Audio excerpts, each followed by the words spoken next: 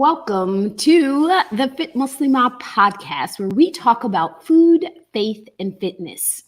We are here to talk about the integration of physical, mental, and spiritual well-being and how the weakness of one weakens them all and the strengthening of one strengthens them all. If you believe that this is the way that we optimize our health and to thrive in this life that we're living, then you are in the right place. Today, we are specifically talking about brain health. And I am so excited to have the guest that we have today. Is a 20-year authority in neurology, integrative medicine, and mindfulness. Dr. Romie is a leading physician on a mission to transform the brain health of company leaders and organizations. And we would like to welcome her to the show. Welcome, Dr. Romie, and thank you for joining me today. Oh my God, Mubaraka, my sister, it's such an honor. Hello, welcome to your entire community, and salam to you, sister. I'm so excited that we get a chance to chat. I am super excited about this because I specifically remember when I did radio, I had you on. You were one of my first guests then, right? Wow. So when I was researching, like, okay, let me do my research for the show, and that show popped up. I was like, I remember that conversation just being so just informative and delightful. So I am so excited about it. So you are a neurologist by trade, but also integrative medicine. So first, let's start off. Tell us a little bit about what you do and what your focus is. Yeah, absolutely. You know, Sister Mubarak, I'll tell you this is I'm a daughter of immigrants and English is my second language. And like many immigrants' children, just very fortunate that my parents worked hard and sacrificed. And we had one success mantra going up. I have one daughter and you will become a doctor. But and I did. I dedicated my entire childhood to that and that pursuit of excellence, because when I was growing up in the United States, little girls did not go into STEM. We were told, oh, be a good girl, take another home economics class, right? Learn how to set a table and cook pancakes from scratch. And I wasn't having any of that, and you fast forward, and I give pause and thanks to my teachers in a public school system who believed in my parents' vision with me. And here I am today. And I entered neurology in the 1990s at the time where less than 5% of brain doctors in the United States were women, and did this as a woman of color. And one thing I learned very quickly then is when you don't have diversity in medicine, diverse populations aren't being cared for. So I started very early in my career doing brain research, specifically on how and hormones affected the women's brain. And in epilepsy and migraine. But here was the thing. I'll be honest with you. I was a doctor and I wasn't taking care of myself. Burnout wasn't even a term. And today, as you're interviewing me, I know most people going through the last 12 to 18 months of this pandemic are burnt out from all the changes in our lives, right? Absolutely. I just kept burning and churning, wearing stress as a badge of honor. Like, who isn't stressed? Keep going. And I ended up getting very sick. And in 2010 had life-saving surgery.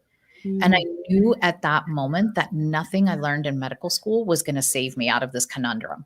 I was in this dark place and I felt all alone. So I start this interview by telling anybody that's watching us live right now on Facebook Live or listening to this podcast later is, if you're in that dark place and it's like the lights are on and nobody's home, I just want you to know you're not alone, because it's a dark place to be.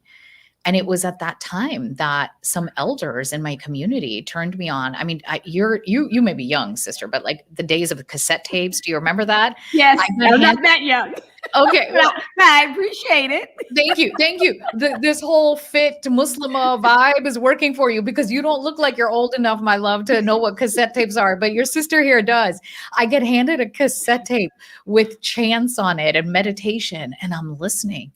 And I'm coming out of that darkness, and all this post-operative chest pain is getting better. And it sent me on a journey around the world to work with meditation and mindfulness teachers and healers in Eastern Asia, South America. And I got that aha moment, like, oh, God doesn't put you through this suffering to punish you, but so that I could step into a bigger mission and be of service to others. And I already was doing amazing things as a doctor, but I realized, like, I'm on a mission. Like, how do I get to people in the workplace and say, if the state of your brain is not straight, how can you work on your relationships and business? Mm. And that's been my mission and my message. And I have spent the last 5 years speaking professionally to Fortune 500 companies, working with C-suite level executives, professional athletes, working at this intersect of your brain health and mindfulness and integrative medicine. So that is my journey in a nutshell. And we are doing this interview in summer of 2021. And everything has changed because now everything we do is virtual. So you Mm. fast forward to today because I can't get on an airplane and get on a big stage easily and teach people or go into a company's boardroom and train, their C-suite for half a day. That everything is virtual. So we took my entire protocol Brain Shift and we put it online, and now it's a 6-week workplace wellness program. Oh, awesome. That's amazing. This is one of the silver linings I always say with COVID is that we are able to just reach people so much easier. Like it was always there before, but COVID kind of like it was the necessity. It was the hard reset. Yes. Yes, it was the hard reset. The innovation. So that's awesome.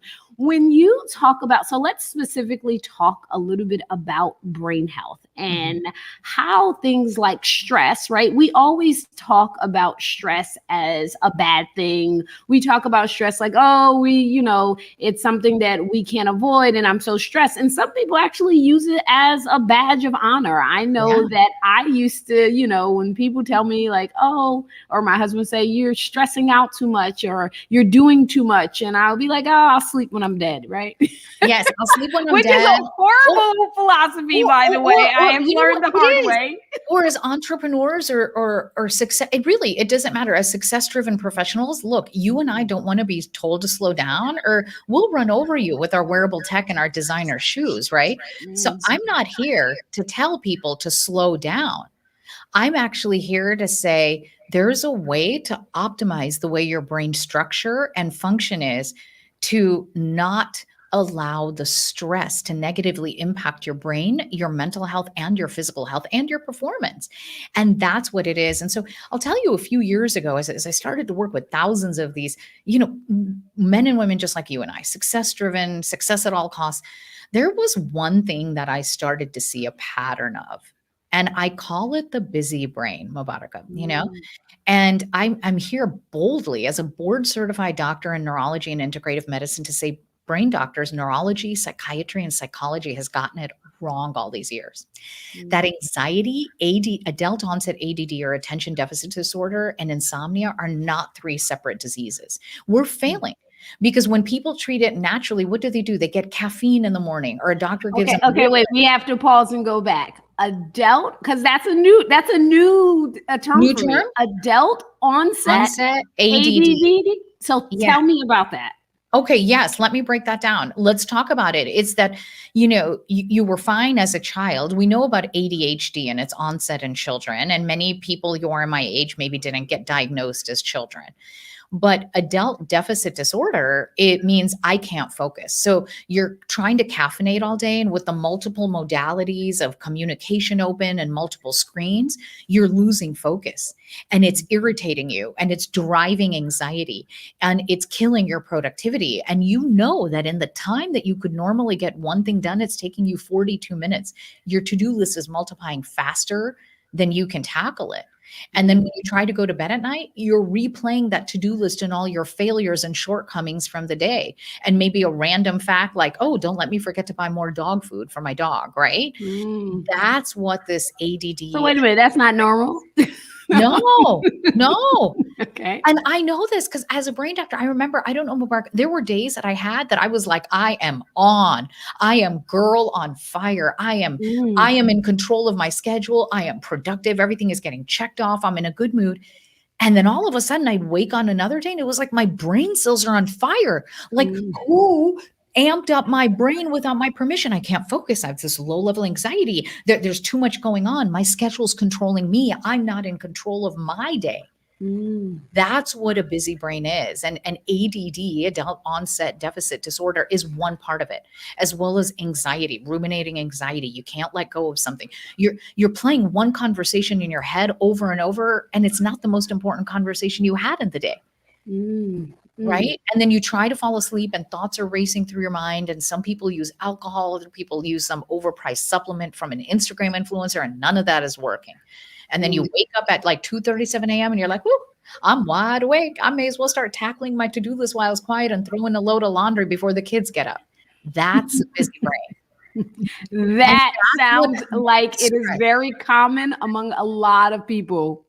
You know, Really. it used to be really common amongst high achieving professionals. Now, when you look at the data, mental health and brain health data from the pandemic, it's just amplified. Because here's the thing, Mubaraka, your and my brain needs boundaries, right? Our brain is not a bulletin board. We need boundaries, and we've lost boundaries in the pandemic. So many people are working from home. You may be caregiving for elderly loved ones. You may have children at home that need virtual schooling. You're trying to manage your home and your family and loved ones at the same time you're trying to hold down a job. It's like there's no boundaries anymore for time or space. Your brain deserves boundaries. And so I think it's common. And So yes, how do we solve that? How do we create boundaries for our brain? So I have two questions. How do we create boundaries for our brain? And if you do feel like you have signs of adult onset ADD, what are some of the first steps you should take to resolve it? So, you know, we've worked with over 120 teams virtually in the last 14 months, and we developed something we call the Busy Brain Test. It's actually a validated scale, neuropsychology test. So the first step is Mubaraka, if people are listening to this going, oh my God, my homie Romie, that's me, help. You know, I'm a firm believer, don't guess your stress levels, assess it. So for free on my website and all the links on social media, we have a link to the Busy Brain Test, drromie.com/test. It's everywhere. And take it and get your number, because your number gives you a scale that you may be having stress, but you're standing in your brain power. If you're under a 30, it means you're able to perform and process your stress and perform. The second thing is, do you have a brain drain? You've got a little bit of inflammation or stress hormones going up in your brain, and you're between a 30 or 40. And that means, you know, those usual energizing things we do, like having a cup of coffee before I get to talk to my sister Mubaraka, right? All of a sudden, that's not fueling me anymore.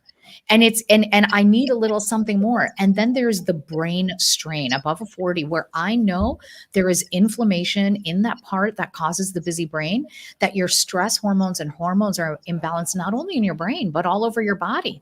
And it starts to cause physical symptoms in your hormones, in your immune health, in your gut health. And it can lead to burnout, like where I was in 2010 in that hospital bed recovering from life-saving surgery. I don't want anyone else to get there.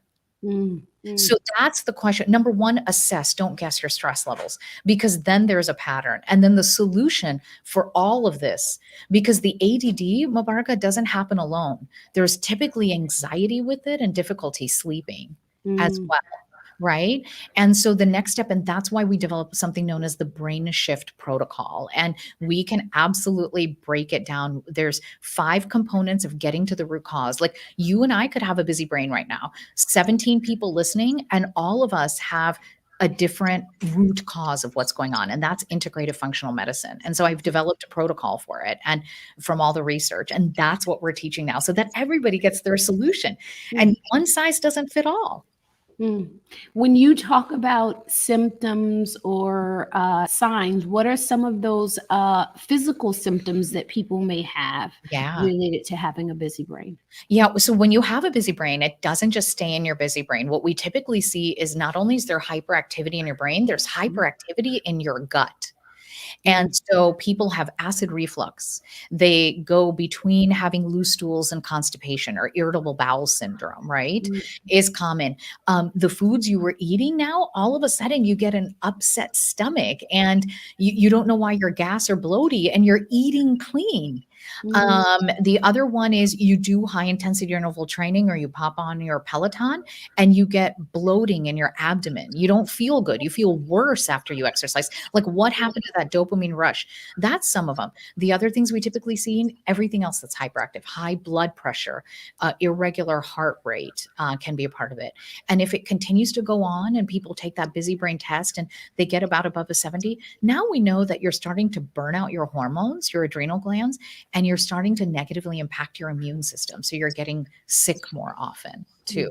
It's all related. Ooh, can I give you my favorite fancy scientific term of Yes, what please. explains it all? I love this term. I'm such a geek girl, and I know you are too. Psychoneuroimmunoendocrinology. Psychoneuroimmunoendocrinology. That would be my hobby. I would go back and get a PhD in it. Oh yeah, just a hobby, psychoneuroendocrinology, Yes, like knitting, no. Cooking drove me insane. Baking bread, I nearly burnt down my kitchen. I want to go back and study psychoneuroimmunoendocrinology. That is the foods that not the foods. I'm thinking of the sourdough bread that I was an epic fail at. So let me just backtrack. No, it's psycho is the thoughts you're thinking and how you're feeling. And if you're not processing your emotions well, it'll change the structure of your brain and cause inflammation in your brain, neuro. And that negatively impacts your hormones, 50 of them in every part of your body, not just sex hormones for men and women, all of them, and your immune system, psychoneuroimmunoendocrinology. And if anybody heard that term and they put it in a hashtag on Instagram or Twitter and tag both Mubarak and myself, I will send you a gift. The first 3 people to hashtag psychoneuroimmunoendocrinology. Awesome. See, you get some little extra perks for listening in live. I love it. I love it. Yes. So here is a question specifically about that. So breaking it down to kind of like common terms, is that the clinical evidence of positive thinking? It's much deeper than that. Okay. So the clinical evidence of positive thinking, where I think we fall short with affirmations, is you could be saying, oh, I am skinny, fit, and lean. And you look at yourself and you look like, why am I saying this, right? This is actually breaking down and understanding subconsciously, honestly, why do I feel the way I feel? And so it's okay to say, hey, Mubaraka, I wasn't going to the gym regularly in the last 12 months. I'm not at my most fit state. And saying, what can I do and grow and learn from this? Like, that's more shifting into the positive thinking, right? It's honoring your emotions. So assess. Don't guess your stress levels. 2, it's name your emotions and be present with them. And 3, it's like, what is one thing I can do for my mind, body, or spirit to make a difference today? And that's my kind of 3 easy things to start with today. And we can delve into the brain shift protocol, or people will get information on it when they do the busy brain test. Let's talk a little bit about the brain shift protocol. Yeah. Because I think it's important, and I love when we can talk about kind of like what the problem is, and then actually give people things that they can walk away with, right? I agree. I so agree. Yeah. So let's break down brain shift. A brain shift is a micro habit. What was one micro habit week by week that I can teach people that'll make a maximum impact on psychoneuroimmunoendocrinology? I ask you to do one simple thing, and we're going to talk about that in a second. It's going to change the way you think and feel. It's going to change the structure of your brain, and it's going to change your immune and endocrine system. So here's one example. One study found what is the most effective thing that we could be doing during the pandemic. And because I know people are going to be listening to this all over the world, and we're in various stages of lockdown, is wake up at the same time every day. That is just one thing, no matter what day of the week it is. But it's deeper than that. SHIFT stands for 5 areas that we heal with the brain shift protocol that are off when you have a busy brain. If your stress score is above a 30, there's a little pathway that's off in the psychoneuroimmunoendocrinology system, or the brain shift. S in shift stands for sleep and recalibrating our circadian rhythm around that. H, we assess people's hormones. So when people are going through this as a workplace wellness program or in the public, we actually send them to go get labs from their doctor and assess hormones from their brain all the way down to their thyroid, adrenal glands, and ovaries or testes, men or women. I is for looking for markers of inflammation, like your hemoglobin A1C, your fasting glucose, your vitamin D3 levels. F is how you fuel and food and stuff, which I think is going to be of interest to you. And T is the role of technology. So in 8 weeks, we have little micro habits that change all of this. And the results have been spectacular. People are eating comfort food and still losing weight, Mubaraka. Yes. We don't put people on no calorie limiting tasteless cleanse. I'm going to lose friends that way. We actually celebrate eating comfort food. People feel better and lose weight. One of the things that I think that all of the components of shift is so important, because one of the things that happens, particularly around weight loss, is people focus only on the food, right? They're just like super focused. And we have all of these trends online of detoxes and this and that. And people leave out one of the things I know for me personally that has been of a personal interest in the last year or so is sleep and its effect on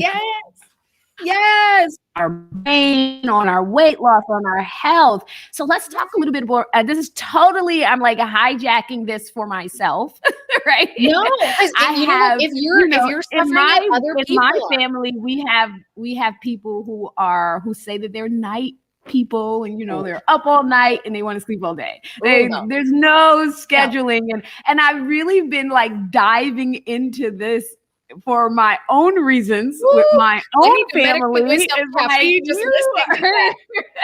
it's such a bad habit not to sleep well. And I'll tell you, for me, I taught 5:30 a.m. fitness boot camp for 15 years, right? Wow. And then, so first I just taught boot camp, and then I opened up a physical personal training and wellness studio, and I was teaching boot camp. So I was now an entrepreneur, even more so, when you have overhead, then you become another level of entrepreneurship. True that. And when I had my huge life shift and I closed my studio down and I stopped teaching 5:30 a.m. boot camp, I had this is when my sleep interest really got to really started why did I do this? And how did that affect my health? I remember I went a couple of years where I did not have a Fitbit, right? Because I closed my studio down. I was really focusing on other things in my life. And then I got a Fitbit again. And the Fitbit, it keeps track of all of your activity. And it showed me that I was averaging 4 hours a night of sleep for years. Wow. And in my mind, I was like, I can't believe that was normal. And in retrospect, but that's why when the things when people get to their 40s and 50s, they say, oh, I'm aging and that's why my brain isn't working. I have early dementia. No, it's the years of sleep deprivation, but we can reverse that. And that's what the brain shift protocol does. You're not hijacking it at all. That's why the first thing we focus on is sleep, because I know you help people with weight management and getting fit. And if they're not seeing results, it's because of sleep. I mean, that's what I see with my high performing athletes that come to me. And if you've worked with athletes, this is they are on, really, strict nutrition protocols. They have the best weight training and people to help them with fitness, and they hit a plateau. And it's because they're not sleeping. Like I remember particularly some of my NBA athletes, it's, when they were flying all over the country, they would be arriving in hotels in 2 shifts at 11 a.m., 2 a.m. and have to get up for 6, 7 a.m. practice. Right. So, and all of that, and that it's the sleep that prevents our plateau, whether you're into peak performance in your brain power as an athlete, or even if you're just trying to get fit and lose again. So explain how sleep or lack of sleep actually affects us on a physiological I level. will. So, when I talked about the part of your brain that's a busy brain, and the stress hormones are now inflamed and it's setting off your whole body and brain, the psychoneuroimmunoendocrinology system, and you now have a busy brain. The one way that we restore that is getting a sleep routine down. In the brain shift protocol, we say sleep is the new status symbol among successful professionals. And Mm. that you're actually resetting the body and the brain's natural circadian rhythm or biological clock, that we don't need to be night owls anymore. And God bless people who work second and third shift, right? So I want to address that. I know not everybody has that luxury, but if you have a choice, as the sun is going down, your brain needs to start calming down, not thinking about work, not doing exercise for most people late at night, because you want your stress hormones and adrenaline and dopamine to start calming down. And you want your feel good hormones like serotonin and melatonin and oxytocin to start going up. So you start getting that restoration in the brain, and that you fall asleep and stay asleep, right? And if you can't, sleep, then that inflammation won't heal. And that's why at the beginning of the brain shift protocol, we focus on sleep. We put people immediately on a 7-day sleep challenge. And if I need to give extra supplements to help people fall asleep and stay asleep, we do that as well. And that's the key. And so people are wondering, wait, you allow people to eat comfort food and they lose weight? Yeah, because they're sleeping again and they're not anxious. So they're not stress eating. They're just eating comfort food, because it's a family meal or it's a holiday and they want to celebrate, right? So that's what it is. So in order for the busy brain hormones to calm down and for your immune system to heal, your imbalanced hormones to heal, all of those things, we need the sleep to calm down that inflammation and allow the period of restoration. And typically we say about a 14-day stretch of sleep is enough to start restoring. And here's the best part, because, some of us are closer to our 50th birthday than our 25th birthday.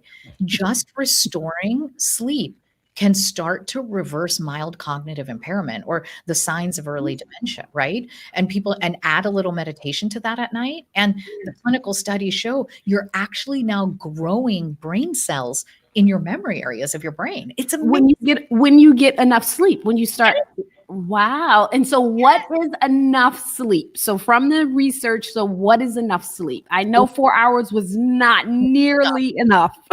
Well, that's a tough call, because it's not what is enough sleep. It's not only enough sleep, but the quality of your sleep, right? So that we need to cycle through stage 1, 2, 3, 4 and deep REM, or the dream sleep. Now, if people are hearing this and you're wearing an Oura Ring or a Fitbit or your Apple Watch, don't panic. A lot of people tell me they feel great, they've been sleeping, and they look at their Oura Ring or Fitbit and they're like, I didn't get any REM. Dr. Romie, my brain, oh my God, I'm going to die from dementia. No, you're not. What we typically do is, if your Oura Ring or Fitbit is off, we typically tell people to go get a sleep study, because those are just meant as a guide. They're not actually as diagnostic as a sleep study. So I want to know that you're getting through the proper stages of sleep. For most adults, that's somewhere between 6 to 8 hours. But to be honest, if your stress score on that busy brain test is above a 40, you probably need about 8 to 10 hours of sleep. Your brain and body when it's rested, right? And so that's typically it. And we put people back on track. So it's the quality of sleep, and it's the routine that you're sleeping at the same time every night and waking up at the same time every day. And we have this habit on the weekends, or I'm going to binge watch something on Netflix. I mean, y'all, we don't need to see Bridgerton for the third time. We know how the story ends. Shonda Rhimes pulled his Grace the Duke. It's a nightmare. You don't need to binge watch it again, right? Yes. So here is probably the most common question that I hear. How does it affect your sleep if you need to break it up? So even for myself, for example, I would get an average of 4 hours of sleep at night, but I would take like a 2-hour nap in a day. Does that matter if we break up the sleep versus if it's one stretch? It depends. There's people, we know now from genetic studies and genomics that some people have a gene. I'll give you an example.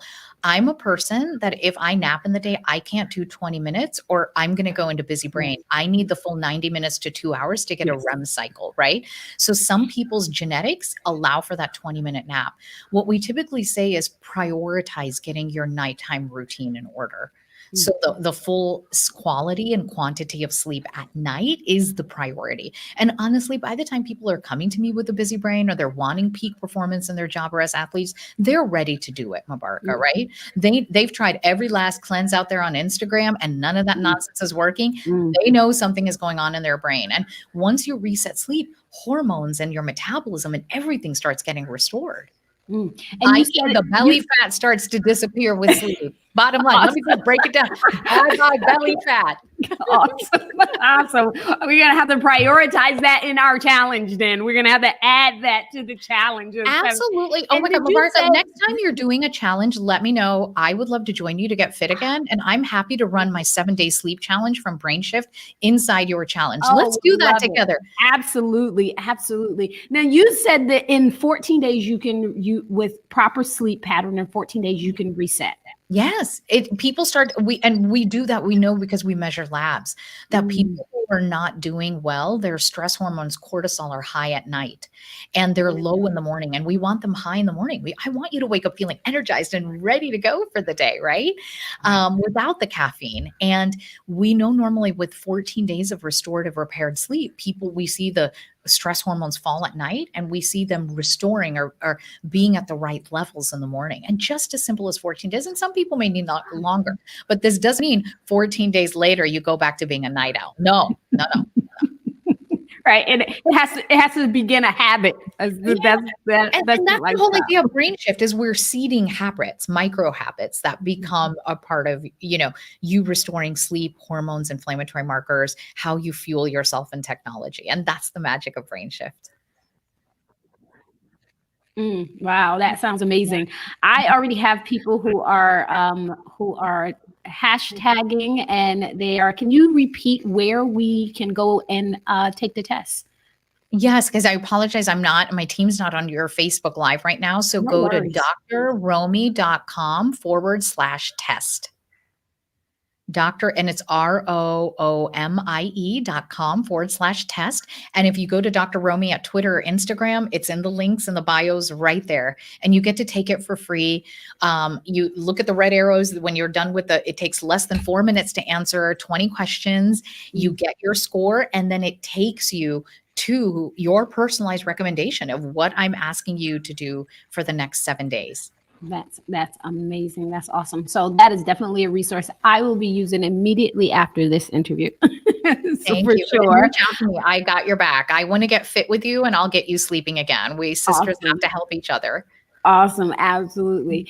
So as we get our sleep down, the second part of the shift is hormones, right?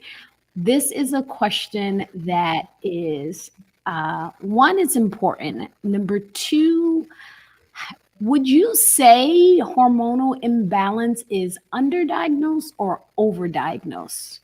I think for women especially, doctors miss the mark completely. That women are either just told, oh, you have fertility issues or PCOS when you're younger, or in your 30s or 40s, oh, you're going through early menopause, and people miss it altogether. So my quick advice here, if people decide to join late summer, the public Brain Shift course, we go into this in detail, but the quick and easy answer here is find a doctor, an MD or a DO like myself, who is certified or board certified in integrative functional medicine.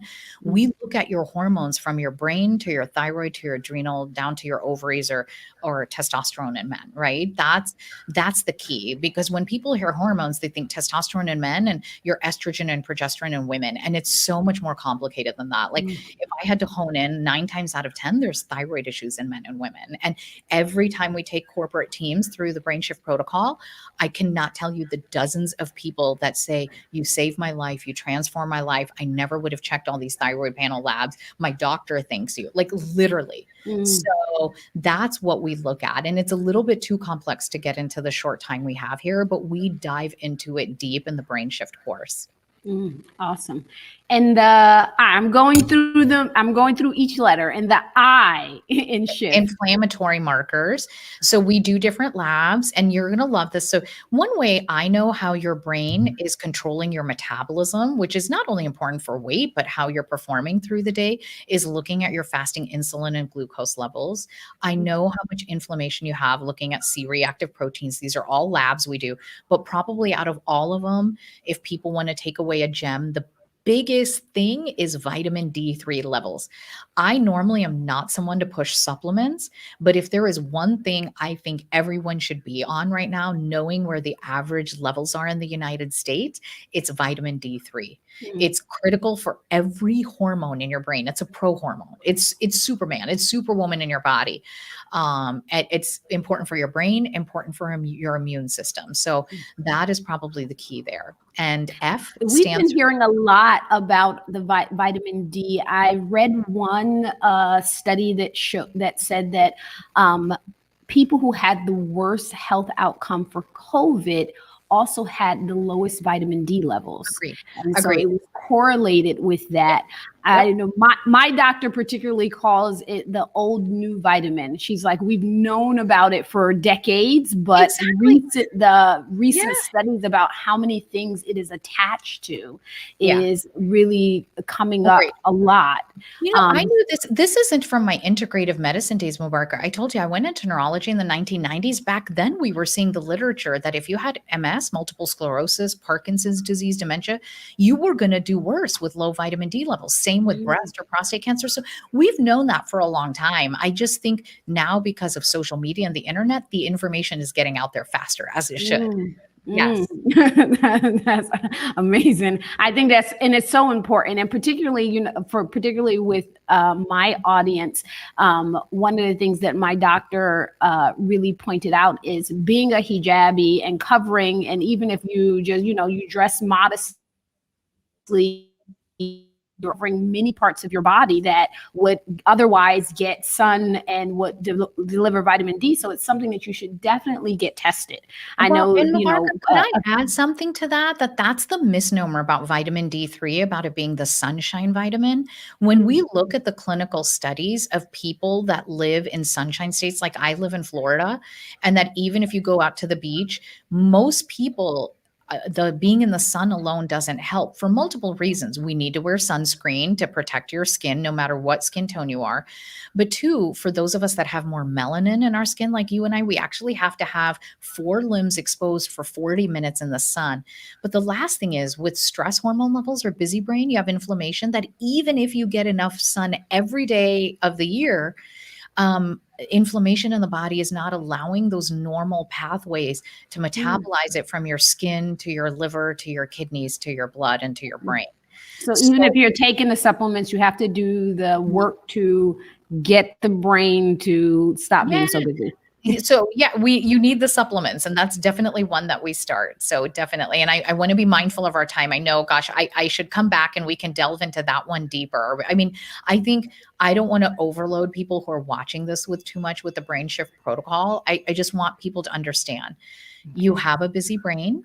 It can lead to anxiety, difficulty focusing, or ADD, adult onset, attention deficit, as well as insomnia. It not only messes up your brain and mental health, but the rest of your health, your gut health, your physical symptoms, your ability to maintain weight and muscle, and that we can get to the root cause. And there's typically 5 key areas that the brain shift protocol that we personalize for everybody. But if I had to start with one place, it's your sleep. And that sleep is the status symbol of successful professionals. I think that's how I would wrap it up for your audience. That is a perfect way to wrap it up. I have one final question. On our podcast, we talk about food, faith, and fitness and the integration between them. How does food, faith, and fitness integrate in your life and in your work? Oh, I love that. I think I get up every morning. I thought there was one habit I learned from my nani, my maternal grandmother. It was, no matter what happens in your day, get up for Fajr prayer. So I get up for prayer, and then I meditate every day after that, and using mantras. and my mindfulness practice. And even when I was traveling 150, 200,000 miles a year domestically speaking professionally, no matter where I was in the hotel, we would put that in my schedule. So even if hair and makeup was showing up at 5 a.m., it meant at 3:30 I would get up to pray and meditate. So I think that's how the faith plays a role. Food, we touched on it, is my research is actually we allow comfort food because I'm going to go so far to think I think most nutrition plans in the West are not inclusive and they don't celebrate diversity. I respect food as a love language. They say there's five love languages. I say there's six. That food is honored in every religion, in families, in our ancestral lines, for holidays. So I want us to honor our food and use it as a love language, not as stress eating, right? So celebrate our cultures and our families and our lives and our religions with food. And then you said food, faith, and fitness. I'm going to be honest and have a Dr. Romie real talk moment here is I'm working on the fitness part again. I fell out of my routine the last 14 months and I now, fully vaccinated and getting back to the gym. I feel thankful for that. But I also see that I need to work on my strength training more. And so I'm really trying to think of new ways to do that. Awesome. Awesome. Thank you so much. I appreciate you taking the time to come talk to us. And everybody can go to drromie.com to find out more about Dr. Romie. And if you /test, then you can also take the brain shift test. And hopefully we will have Dr. Romie back to talk about some of the things that we want to dive further into. Thank you again for joining me. And thank you for everybody who's listening live. We're here every Thursday for the Fit Muslimah podcast, Thursdays at 11 a.m. Eastern Standard Time. And may you have a wonderful, blessed day here from the Fit Muslimah podcast, where we talk about food, faith, and fitness.